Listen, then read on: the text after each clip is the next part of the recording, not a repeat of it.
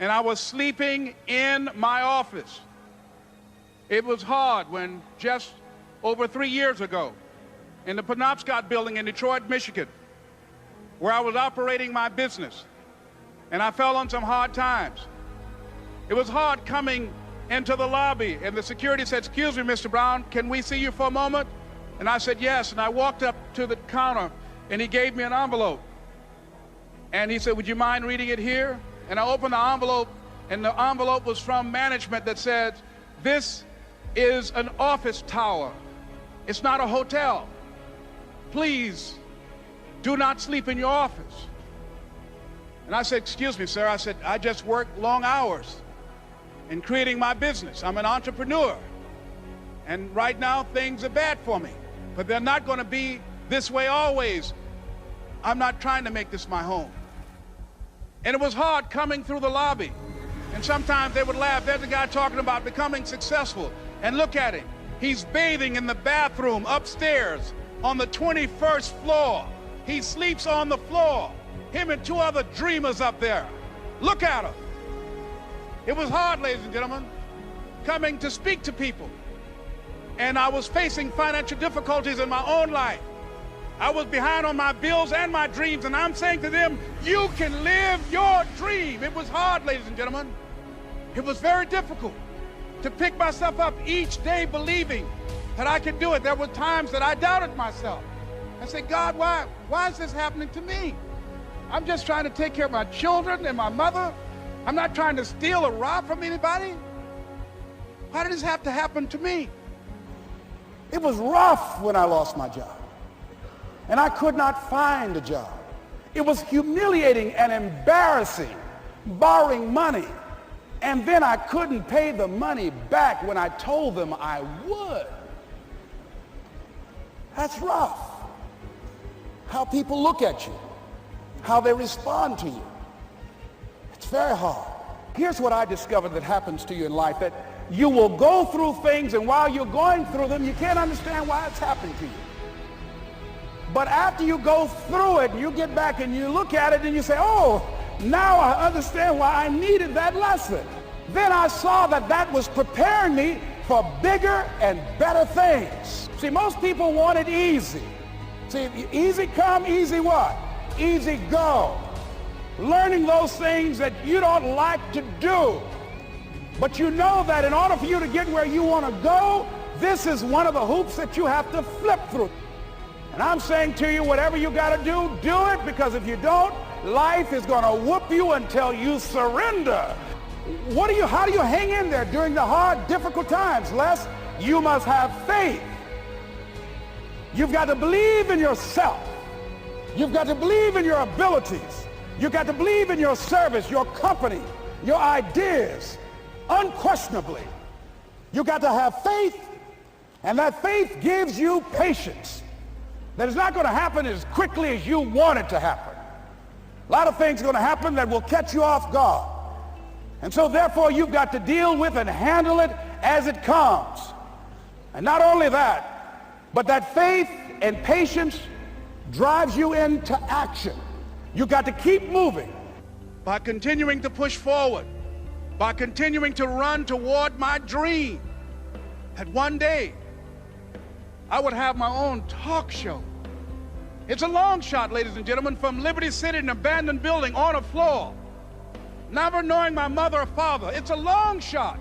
Being here with you today in this dome in Atlanta, it's a long shot. My mother used to say, birds of a feather flock together. If you run around with losers, you will end up a loser. It's necessary that you get the losers out of your life if you want to live your dream. Ask yourself the question, the people in my life right now, are they contributing to my growth and development? Are they making me a better person? Is it making me stretch mentally and emotionally and spiritually? Is it getting the best out of me? See, this is the only life you've got. That you get the energy drainers out of your life, people who don't want anything, people who are not striving, people who are not challenging themselves, people who aren't growing, people who have stopped dreaming. It's necessary that you align yourself with people and attract people into your business who are hungry, people who are unstoppable and unreasonable, people who are refusing to leave life just as it is and who want more. See, ladies and gentlemen, if you don't use your talents, if you don't use this power, this force that you have within you, you're going to lose it. I travel a lot speaking around the country, and I was out of Detroit for around 2 months. I came back to the airport, went in the parking lot, put my key in the ignition, turned the key. Can anybody tell me what happened? Now, can you tell me why the car did not get started? The battery was dead. Why was it dead? I had not been using it. Repeat after me, please. If you don't use it, you lose it. If you have the ability to play an instrument, the world's greatest said that if I miss a week of practice, I know it. And if I miss 2 weeks, the critics know it. And if I miss 3 weeks, my audience knows it. If you have the ability to draw well, and if you don't use that talent eventually, you're going to lose it. If I don't speak often, and at one point in my life, I missed speaking for around 6 months. And when I came up before an audience, I was rusty. I could not get my thoughts together. I could not have the power, the kind of confidence that I needed in order to make it happen. So whatever you want to do, whatever idea that you have, the longer that you're sitting on that idea, you are either creating or you are disintegrating. If you're not using it, your skills are diminishing every day. I was on a television program the other day. A lady called in and she said, there's something I'd like to ask you. And I said, what is it? She said, well, I have this thing I want to do, but I've been unemployed. I lost my job for 2 years. I haven't been able to find a job. I don't have the money and I don't have the contacts and I really don't know what to do. I said, excuse me. I said, the fact that you don't have the money or the contacts really is not the issue. I said, what's the real issue? She said, what do you mean? I said, what's stopping you from doing what you want to do? She said, well, I don't know. I said, but if you did know, what would your answer be? She said, well, I think maybe I'm afraid. I said, what are you afraid of? Maybe I might fail. See, a lot of people allow fear to stop them from living their dream. Answer your calling. Whatever you're called to do, don't count yourself out. Don't say, I can't do that.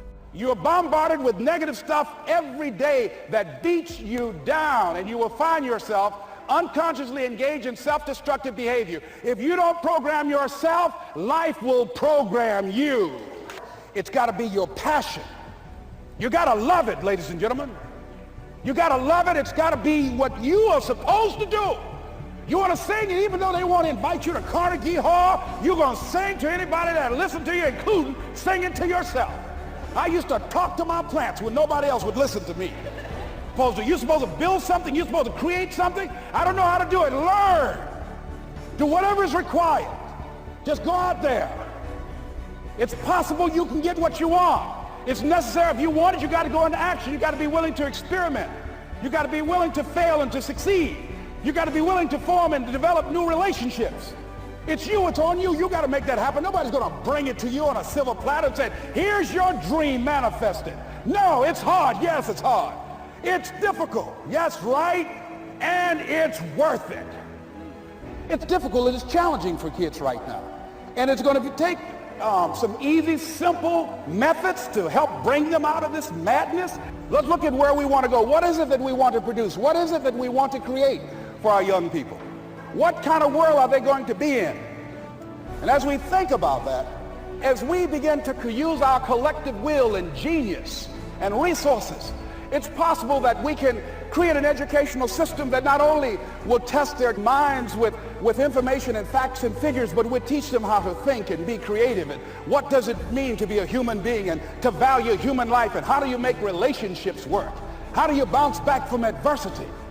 It's possible that we can give them a curriculum that will give their lives a sense of purpose and direction and meaning and teach them how to begin to know and operate on a higher level of being, where they become assets to our society rather than liabilities. What if we leave here with that kind of consciousness that it's possible, as opposed to saying we have to write this generation off, that it's possible that we were born for such a time as this and that, that maybe someone here has the idea or the method or some plan of action or an approach that can resolve many of the problems that we're facing with young people today. Whatever we have to do to save our children, it's worth it.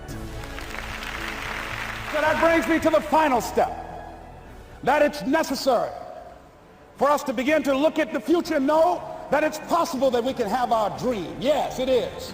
Other people have done it, then we can do it. We fail a lot of times. Well, a lot of other folks fail, and eventually they came back and they succeeded. So it's possible we can have what we want. And we know that we want to get it. It's necessary that we align ourselves with people that think like we do. It's necessary we get negative, do-nothing people out of our lives. It's necessary we never stop learning and growing and developing ourselves. It's necessary that we never give up.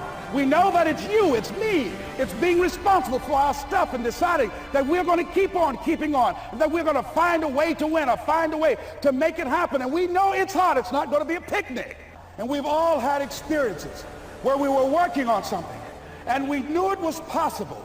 And we did those things that were necessary to bring it into reality.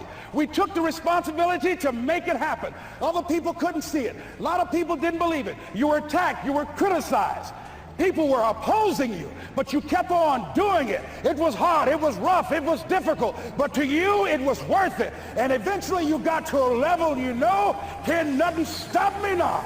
I'm on the move. Don't stop running toward your dream.